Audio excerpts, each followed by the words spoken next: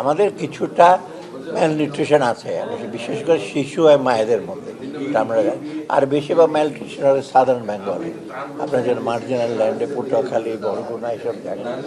অতএব এটার জন্য আমরা চেষ্টা করছি যথাসম্ভব। তো আমরা যেমন আমাদের ভিজিএফ এবং স্পেশাল যে আপনারা দেখবেন ট্রাকে করে দিচ্ছি তো, এবং কালকে থেকে পরশু থেকে ওদের জেলেদের ইসে বন্ধ হয়ে যাবে, তাই না?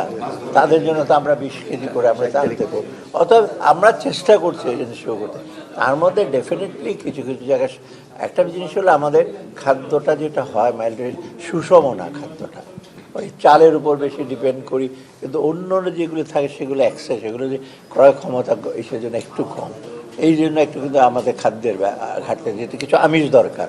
বেশ আমিষের মধ্যে আমরা মনে করি ডিমটা সবচেয়ে বেশি দরকার, সেটাও কিন্তু অনেকে ক্রয় করতে পারবে না।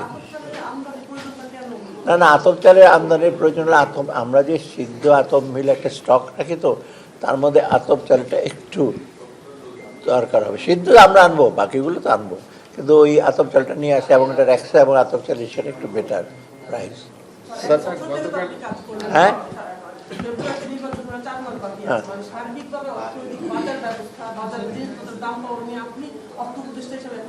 না বাজার ব্যবস্থা মোটামুটি চালের দাম তো একটু রিসেন্টলি কমেছে, কারণ চালের স্টকটা আছে।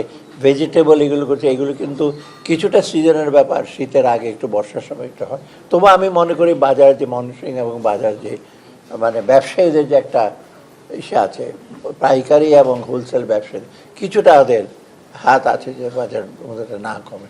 এটার ব্যাপারে আমরা সর্বতভাবে একেবারে সাফল্য অর্জন করতে পারি না। এটা আপনারা না শোনেন, টাকাটা যখন পাচার করে তখন যারা পাচার করে তাদের বুদ্ধি টুদ্ধি জানে সব কীভাবে করতে হয়, কারণ ফাইন্যান্সিয়াল ইসেরেই করে। কিন্তু এটা আনতে হলে একটু সময় প্রসেসটা, তবে কিছু তো অগ্রসর হয়েছে। আপনার কোথায় যেন আমি আর্টিকেল দেখলাম যে না কোনো গতি হয়। আমরা অনেক লিগাল ফার্মের সাথে আলোচনা করা হচ্ছে, তারপর অনেক এজেন্সির সাথে আলোচনা, অনেক দূর কিন্তু এগোচ্ছে। হয়তো ফেব্রুয়ারির মধ্যে কিছু হয়তো আসতে পারে, কিন্তু বাকিটুকু আমরা কিন্তু ওই ক্ষেত্রটা প্রস্তুত করি। কারণ এই ফর্মালিটিস কিন্তু কোনো সরকারি কিন্তু অ্যাভয়েড করতে পারবে। মনে করেন বললাম যে টাকা দিয়ে দাও সেন্ট্রাল ব্যাংকে, সুইস ব্যাংকে বলে দিলাম টাকা দিয়ে দাও, দেবে না তো। ওটা আপনার লিগাল ওয়েতে যেতে হবে, সেটা তো অলরেডি কিন্তু আমরা ইন এ প্লেস। আপনারা জানেন 11টা 12টা তো একদম হাই ইসেতে প্রায়োরিটিতে আমরা দেখছি, আর বাকিগুলো যে 200 কোটি টাকার বেশি যাদের তাদেরকেও কিন্তু ধরা হচ্ছে।